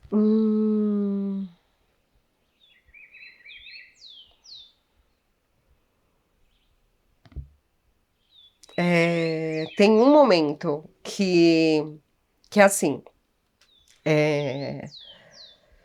a gente foi pro Ceará primeiro. Tem 2 momentos. A gente escalou a Pedra da Galinha Choca, foi a primeira via, que eu não sei se você sabe, ela passa num filme dos Trapalhões, os Trapalhões e a Galinha dos Ovos de Ouro. E eles mostram essa pedra, que tem um formato de uma galinha, e tem uma cena do filme que ela bota um ovo de ouro. E aí, pra mim e pra uma outra amiga minha que tem mais ou menos a minha idade, a gente queria muito escalar essa via, porque faz parte da nossa infância esse filme, né? E aí, essa via são 2 cordadas, ela tem 90 metros. E a gente escala pelo cu da galinha, assim, né? E aí a minha amiga a outra amiga não tinha muita experiência de montanha ainda. E ela estava com medo de guiar, porque tem alguém que vai levando, a pessoa que guia vai levando a corda, monta o procedimento e puxa o outro. O outro vai escalando, mas ele está seguro pela corda. A pessoa que guia, ela tá segura, mas de baixo. Então, se ela cair, ela que vai levando a corda e vai prendendo a corda, né? E essa via, eu guiei as duas cordadas direto, eu nem parei. E cheguei no cume. A hora que eu cheguei no cume, é um visual. Puta, foi muito emocionante, assim. Foi muito lindo, assim, ó, e as três no cume. E a gente tem uma foto clássica do nosso grupo, que é quando a gente chega no cume, a gente tira uma foto com as tetas de fora, de costas. E aí, todo o cume, então a gente tem muita foto de cume assim, da mulherada. E, e esse dia foi incrível, porque foi o primeiro dia lá no Nordeste de escalada, e porque foi essa pedra né, essa montanha, e foi lindo, assim. E eu consegui guiar a via toda, sabe? Foi muito legal. E aí, depois tinha mais duas montanhas no Ceará, que lá são 3 clássicas. Uma que é uma pedra linda, parece estar na neve, assim, um amarelo quase branco, linda, só que ela tem 600 metros. E o Ceará, ou no Nordeste no geral, tem muito cacto e macambira, né? Que é tipo uma, sabe, né? Uma espinhenta lá. Então a vegetação é muito diferente do que a gente está acostumado. Então a gente sofreu muito com calor e a gente não foi com. A gente escala de legging, a gente tinha ido com calça grossa, a gente não foi preparada, né?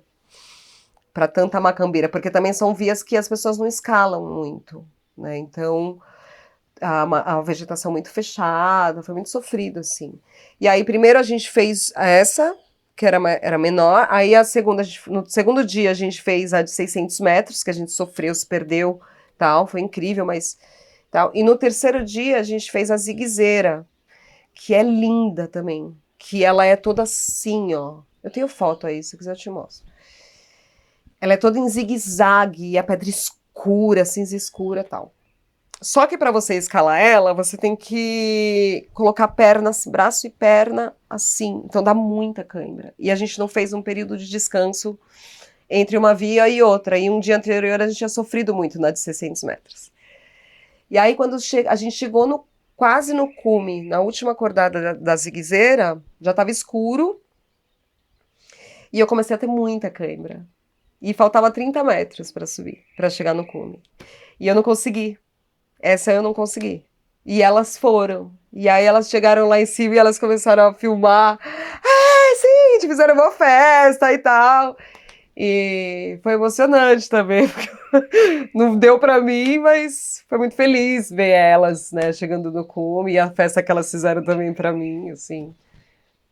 Foram esses momentos. Foram muitos, mas muita coisa pra contar. Espero que dê certo o nosso filme dessa viagem. E me conta em que momento você se encontra com a dorminhoca, Com a a Fênix. dorminhoca? Então, foi quando eu comecei a escalar. E aí a gente estava indo para uma pedreira em Rio Grande da Serra, que chama Pedreira da Fênix. E eu e o Wesley, a gente já estava pensando em adotar um cachorrinho e tal, mas a gente chegou à conclusão que se aparecesse, a gente pegava. A gente não ia atrás. E aí a gente estava indo para essa pedreira, passamos assim, pertinho da pedreira tinha um ponto de ônibus, e aí o Wesley viu. Nossa, acho que eu vi um cachorrinho dentro de uma caixa de papelão no ponto de ônibus. Aí eu falei, volta. Aí a hora que a gente voltou, era ela. Aí ela já veio, abraçou. Ela era muito pequenininha, cheia de verme, barrigão. Ela era toda preta, toda pretinha. E aí a gente levou. E aí a gente foi atrás de ração, não achamos, só achamos ração de gato. Aí ela comeu ração de gato no final de semana. Um amigo nosso, que a gente fala que é padrinho dela, levou um vermífugo à tarde. E ela ficou o final de semana com a gente. Já, e já era. Ela adotou a gente. E ela escalou nesse dia? Ela fez trilha, correu pra lá e pra cá. Nossa, ela adora lá. Lá tem uns brejos, ela se enfia no meio do brejo com o pai dela. Ela ama, sobe, desce. Uma vez a gente estava escalando embaixo, de repente a gente vê ela lá em cima, no cume, assim. Meu, Fênix, o que você tá fazendo aí? Ela foi, meu. É que ela não escala, né? Ela faz trilha. Ela vai, ela ama. Desbravadora, assim, muito. Ela ama a natureza, sempre gostou. E desde então, a gente sempre levou ela para todos os lugares que a gente ia, ela ia junto. Se que pode ter cachorro, né? Ela ia junto. E ela tá em todos os momentos com você. Se filmou ela acompanhando você durante a costura. Não, então, a escalada em si ela não faz, né? Porque a gente escala na vertical e tal, não tem como. Mas ela faz as trilhas, assim, né? Ah, você tá falando da costura. É porque na É. escalada a gente chama de costura. Ah, que legal. Quando a gente grampeia a corda na parede, é Aham. costura. Desculpa, o que você perguntou? Não, que eu tava perguntando se ela fica em todos os momentos com Ah, você, fica, né? 100%. Ela tá sempre presente, assim. A gente tem guarda compartilhada, né? Então ela fica uma semana comigo, uma semana com ele. Como eu viajo mais, quando ela não pode ir, ela fica na casa dele. Mas quando ela tá aqui, ela é minha parceira. Minha parceira para qualquer coisa. Eu vou no correio, ela vai comigo. Eu vou no mercado, ela vai comigo. A gente vai passear, brinca o dia inteiro, treina. Tô costurando, ela tá do meu lado. Parceiraça. Dorme junto. Dorme junto. E tem alguma trilha que você tenha feito com ela que foi marcante? Ah, eu acho que no Guarujá, quando a gente foi, que ela foi na mochila, ela era bem pequenininha, assim, e a gente acampou num lugar muito roots, muito ruim, assim, em cima de umas folhas de bananeira, era um chão irregular. E ela ficou com a gente, assim, firme e forte. Muito louca. Essa foi bem marcante, porque ela era bem bebezinho. E teve uma vez também que a gente foi lá para a Pedreira da Fênix, que ela chama Fênix por conta da pedreira. E aí o pai ia ter um festival de highline lá.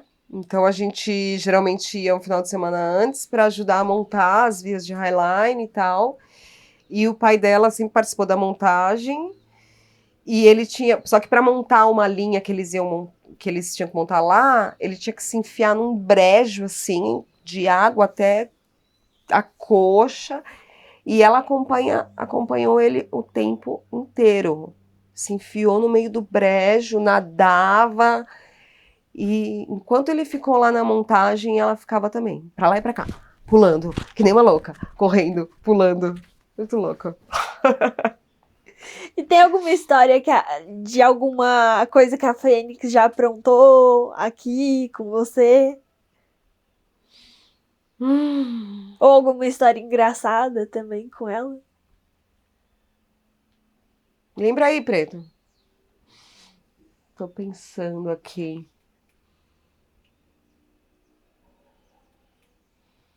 Ah, ela não apronta muito. Ela é bagunceira, assim, mas ela é muito educada.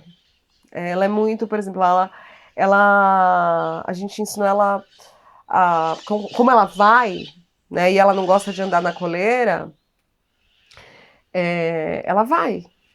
Só que a gente assobia, ela vem. Então, quando a gente vai para qualquer lugar, no meio do mato, não sei o quê, ela vai embora, mas ela sempre para, olha, confirma que a gente tá e segue. É assim, sabe? Ela não apronta muito. Ela é naturalmente livre, assim. E você tava contando que sua amiga vai treinar ela? Como é que é essa história? Então, a minha vizinha que se mudou pra cá, ela foi embora, mas quando eu mudei pra cá, ela morava aqui. Ela é adestradora, treinadora de cães para competição. Tem um hotelzinho, tinha um hotelzinho aí. E aí ela treina os cachorros dela para competição, que são 2 pastores, um Malinois e um pastor alemão, que são muito maravilhosos, campeões, assim. Só que aí um dia ela foi desafiada, que ela falou assim, você só ganha porque você compete com os pastores. Eu quero ver você competir com uma vira-lata. E aí ela já tinha observado o comportamento da Fênix e propôs de treinar ela para começar a competir. E aí ela vai treinar para competir.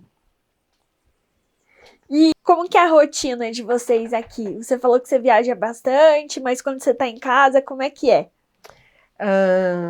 A gente dorme juntas, geralmente, na minha cama, ou ela dorme no sofá e eu na cama. Aí eu acordo umas 5h30, 6 horas, ou ela me acorda. A primeira coisa eu abro para ela para fazer xixi. E aí faço meu café da manhã e tal com ela. 8 horas ela toma café da manhã.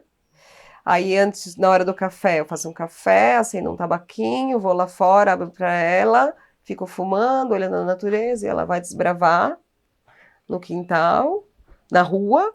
Ela tem uns amigos na rua, que ela se encontra, brinca e volta. E, e aí eu vou trabalhar, trabalho aqui, eu começo a trabalhar umas 10 da manhã, né? E nesse interim, a gente brinca, porque ela quer brincar o tempo todo. E, e aí quando eu saio, ela sente, por exemplo, quando eu vou escalar, que ela não vai, quando eu vou viajar, que ela não vai, ela já sente, tipo, eu tô preparando o equipamento, aí separo, corda, ela já fica me olhando com aquela cara, eu vou ou não vou, vou ou não vou, não vou ou não vou. Aí tem um momento que ela deita em cima da corda, tipo, eu sou um equipamento, você vai me levar. E, enfim, a gente brinca muito. Eu treino ela também, comandos e tal. E a gente adora passear. A gente vai muito para o Minhocão passear de domingo também, quando eu tô em São Paulo. Passear na praça com o pai. E é isso, ela tá sempre comigo, assim, E tem toda uma coisa. hora. E como eu vivo sozinha aqui, eu converso com ela o dia inteiro. É parceira mesmo.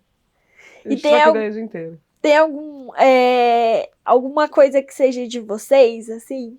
Algum ritual que seja de vocês? Um momento que vocês se entendem? Eu acho que é, esse momento que eu vou tomar meu café e pitar lá fora, que ela vai pro rolezinho dela e tal, sempre olhando pra mim, não sei o quê. É,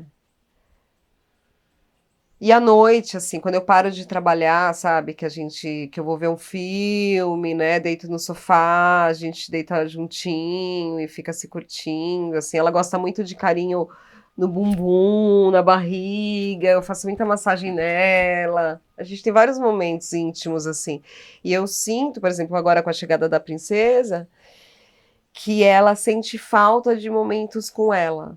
Então eu tento manter minha rotina com ela também, sabe? Então eu deixo às vezes a princesa lá e vou fazer o que eu fazia com ela, que eu faço com ela todo dia, para ela não se estressar, sabe? E eu gosto também de ter meus momentos com ela, porque ela é maravilhosa. Ela é muito inteligente, assim, ela é muito parceira, muito companheira, muito engraçada, sabe? Ela é foda. E quando você conheceu, você a encontrou, você já morava aqui em São Roque ou ainda Não, não? morava em São Paulo.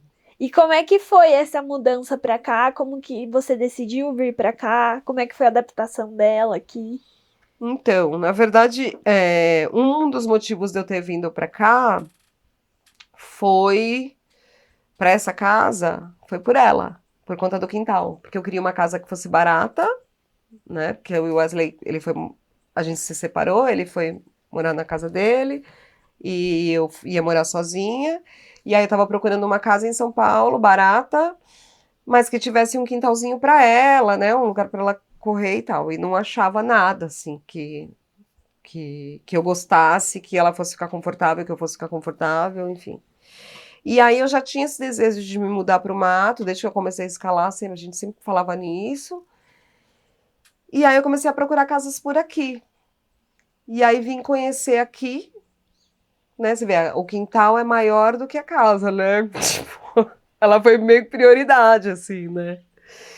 E, e ela se adaptou super bem, porque ela é acostumada, né, a mato e tal. No começo, ela não tinha ali muito limite ainda do território que era dela, então ela pulava muro, pulava para lá. Uma vez, isso é uma situação engraçada, eu fui conhecer minha vizinha e tava todos os cachorros soltos dela lá, e eu prendi a Fênix aqui atrás. E eu conversando com a vizinha, os cachorros, pastor, pitbull, um monte. Ela tem 7 cachorros. De repente me aparece a Fênix, pula um muro, rouba um brinquedo deles e volta. Falei, mano, esse pastor vai engolir essa cachorra. Mas aí ela super se adaptou, assim. E tanto com e com a rotina também da guarda compartilhada, né? Dela ficar comigo e com o Wesley, uma semana aqui, uma semana lá, ela é super acostumada, assim. Não tem. Ela é de boa. Super, super quietinha também. Ela é uma fofa. E como é que é o momento de alimentação dela? O que que ela gosta de comer? Então, ela gosta de comer tudo.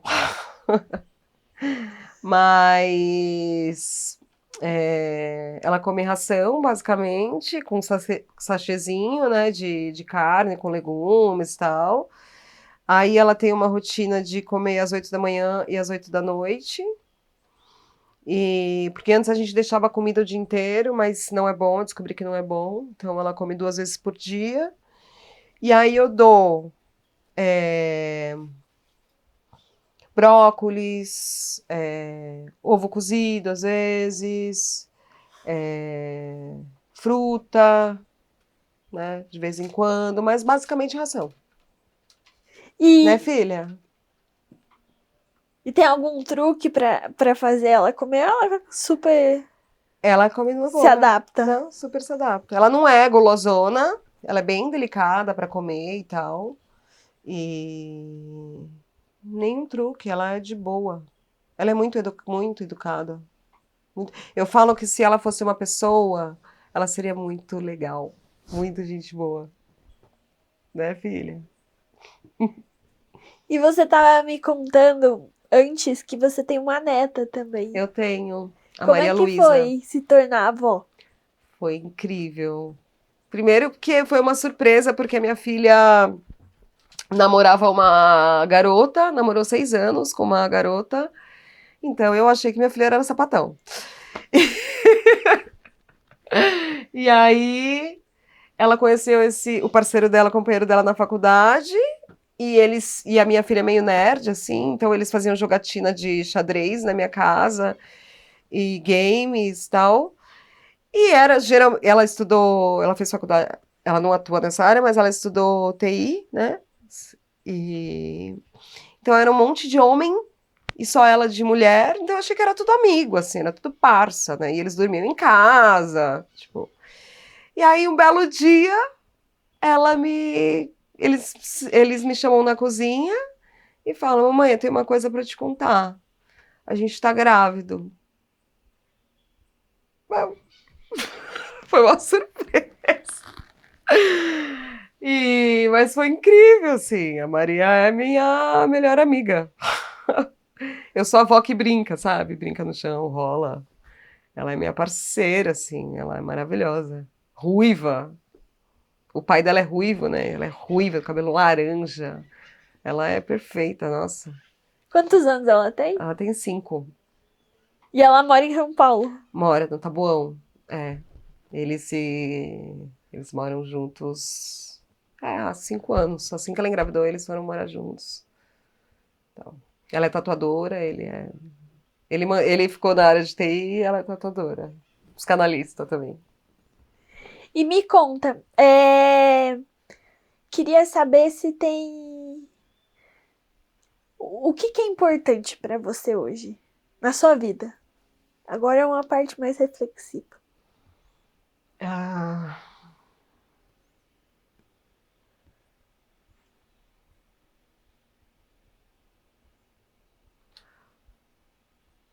a escalada é, acho que é uma das coisas mais importantes da minha vida, porque ela abraça tudo que eu amo, que são as minhas amigas, a natureza, viajar e trabalha todas as minhas emoções. Então ela é, né?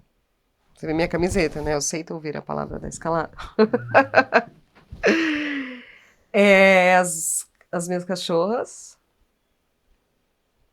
minha neta e minha filha. E e principalmente as minhas amigas. As mulheres, eu vou mudar. As mulheres da minha vida. Tanto cachorro, tanto, né? As fêmeas da minha vida. É o que eu tenho de mais valioso na minha vida, assim. Quando eu fiz 45 anos, 40 e...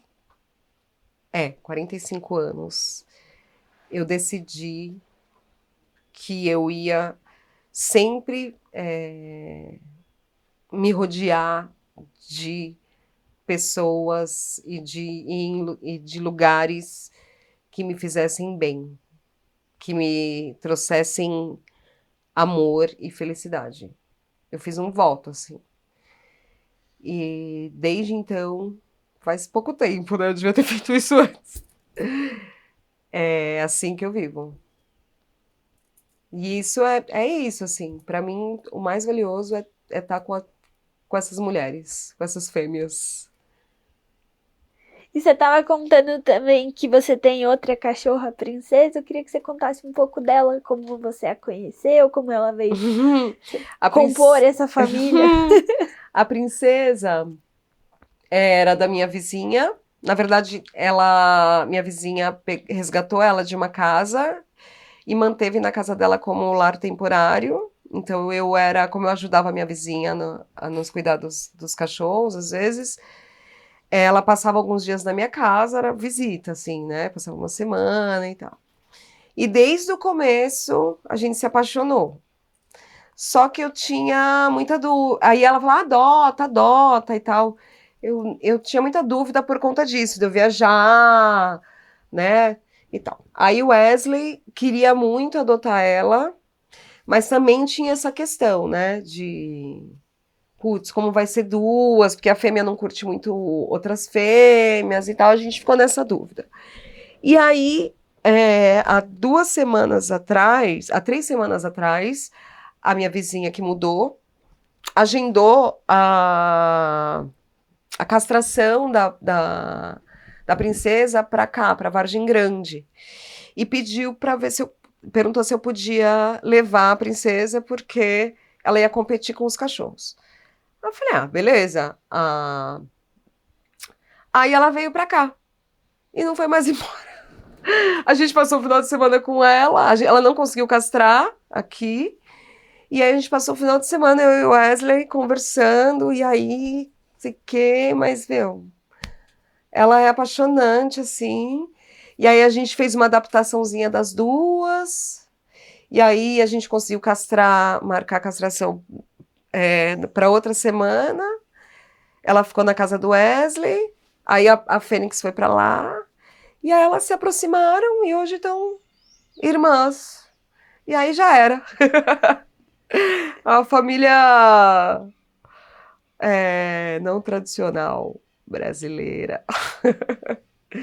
E a gente resolveu compartilhar também a guarda da princesa. Cuidar, criar as duas. E como que é seu dia a dia hoje? Bom, eu trabalho em casa, É, eu gosto de acordar muito cedo para poder fazer tudo que eu preciso fazer de manhã com calma. Eu gosto de tomar café devagar, pitar meu tabaquinho, fazer minha comidinha saudável. Eu voltei a treinar agora, porque eu tava sentindo muita falta de treinar. E passear com a Fênix, e cuidar da casa, colocar comida pro passarinho, curtir. Eu fico esses momentos de manhã assim mesmo, ouvir música, acender vela. Eu gosto desse, por isso que eu acordo cedo, assim, porque eu começo a trabalhar às 10. Aí eu trabalho o dia inteiro, só que eu trabalho com. Eu uso um método que chama método Pomodoro, que eu determino uma quantidade de trabalho, paro durante 15, 20 minutos para fumar, para relaxar, para descansar, para ficar com ela, para brincar, para ver celular e tal. Porque senão eu não consigo produzir, eu perco o foco. E trabalho, aí paro, faço meu almoço, eu cozinho, eu gosto de cozinhar, então eu cozinho todos os dias, tanto almoço como janta. Tomo café da tarde, gosto de parar para tomar café da tarde. E nesses períodos que eu paro, eu sempre brinco com ela. E aí paro às 8, tomo um banho, como, coloco um filme, ou leio um livro, ou uma série e durmo cedinho.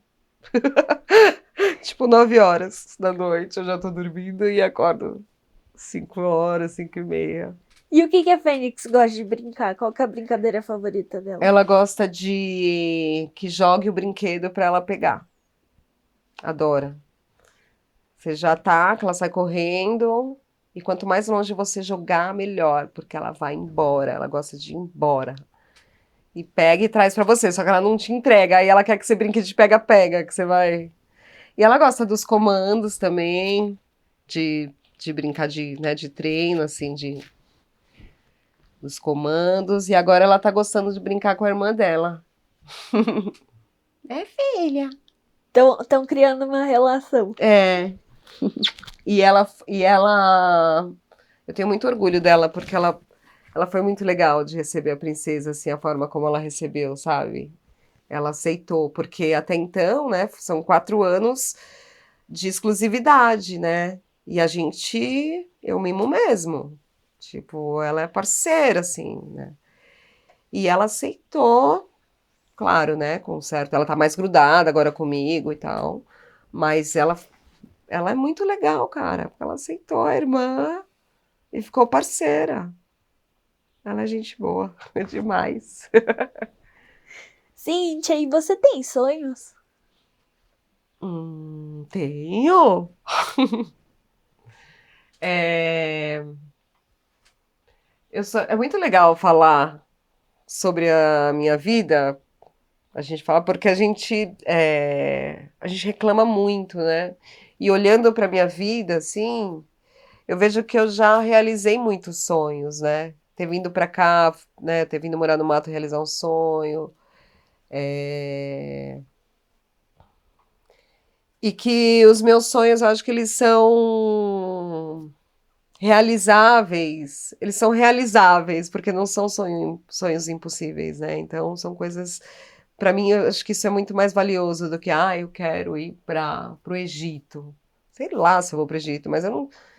Os meus sonhos são muito reais, assim, eu acho, sabe? E, e é bom falar, porque fala, nossa, mano, por que que a gente reclama tanto, né, cara? Sei lá. É porque é difícil viver, né, também, né? Eu passo muito perrengue com grana, assim, por conta da. Então, é foda. Mas eu tenho. Eu quero estudar, voltar a estudar. E vai ser um sonho que eu vou realizar logo mais, o ano que vem eu quero voltar a estudar psicanálise. E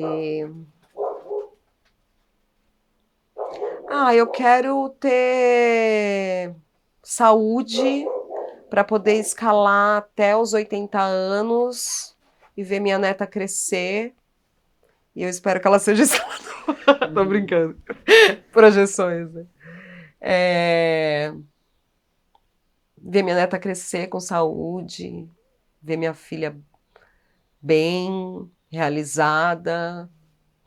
E é isso. Não tenho grandes sonhos, assim. Quero dois sonhos próximos, assim, que eu espero conseguir realizar antes dos 50 anos, é ir para Colômbia, ir para Bolívia escalar. Eu já fui fazer mochilão, nesses dois países, mas eu quero escalar lá. Ah, só. Queria ter uma casa para parar de pagar aluguel. Coisas assim, o sonho do pobre. O sonho do trabalhador. Do pobre não, do trabalhador. E tem alguma coisa que a gente já tá caminhando pro final? Uhum. Tem alguma coisa que eu não tenha te perguntado que você queira contar? Acho que não. E tem alguma mensagem que você queira deixar? Putz. Eu tava conversando com o Natan hoje de manhã sobre, né, eu ter vindo pra cá e tal. E uma das coisas que eu passei a observar aqui, senti aqui, é a minha relação com o tempo, né? Porque, como você pode perceber, eu sou uma pessoa muito agitada mesmo do movimento, né? Mas a minha relação com o tempo mudou, o tempo das coisas, né? E a gente estava falando disso, que eu, por conta desses pequenos rituais que eu criei na minha rotina, né? Eu passei a sentir mais a presença das coisas. Então, eu até coloquei um exemplo, né, desses vídeos do Instagram, que a galera posta mexendo em embalagem ou cortando comida, que eles aumentam o som, né? Diz que isso é para acalmar, sei lá. Aqui, quando eu tô sozinha, preparando meu café, quando a Fênix está aqui na cozinha, sentada, olhando para mim e tal, e eu consigo ouvir cada som de cada coisa, sem precisar editar. Então eu percebo assim que eu tô presente naquilo. A escalada me traz muito isso também, que ali você tem que resolver o problema na hora. Você tem que estar presente integralmente, senão você, né, você pode cair, se machucar, você pode.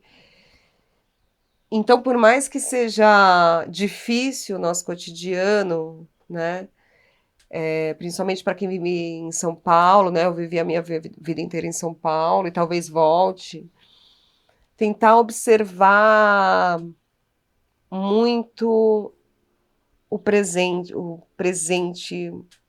momento do que você está vivendo, sabe? Eu sei que é difícil, é, sei lá, até meio utópico, né? Mas e não olhar só para o que falta, sabe? Assim, olhar para porque você já tem, para as relações que você já tem, para os amores que você já tem, né? Né? Sei lá se é meio coaching, mas assim, pro presente mesmo, sabe? Para poder saborear é, melhor, assim, né, a vida, que já é dura, né? Acho que é isso. E como foi pra você contar um pouco dessa história hoje pro Museu da Pessoa? Foi legal. Foi legal, porque é muito louco. Você tá falando de um assunto, assim, da minha infância e tal. Vem um monte de imagem, né? Que você poderia ficar o dia inteiro, assim, falando. E, me faz pensar assim no quanto minha vida foi muito legal. É muito preciosa a vida, né? E as pessoas que a gente encontra no caminho e que fazem com que eu seja quem eu sou hoje, né? Todas essas pessoas, né? Desde os meus pais, os meus amigos de infância, os meus amigos da escola, os meus amigos da dança, meus amigos da sou eu, né? Sou eu hoje, né? E eu também faço parte disso da vida deles, né? Muito legal, muito bom. Fiquei feliz. Cíntia, em meu nome, em nome do Natan, do Ali, do Maio, em nome do Museu da Pessoa. Eu agradeço muito Ai, você gente. contar a sua história hoje pra Obrigada. gente poder fazer esse recorte de 2 horas da sua história, Uhum. mas muito bonito. Ai, obrigada. Eu que Muito obrigada. agradeço. Obrigada, gente.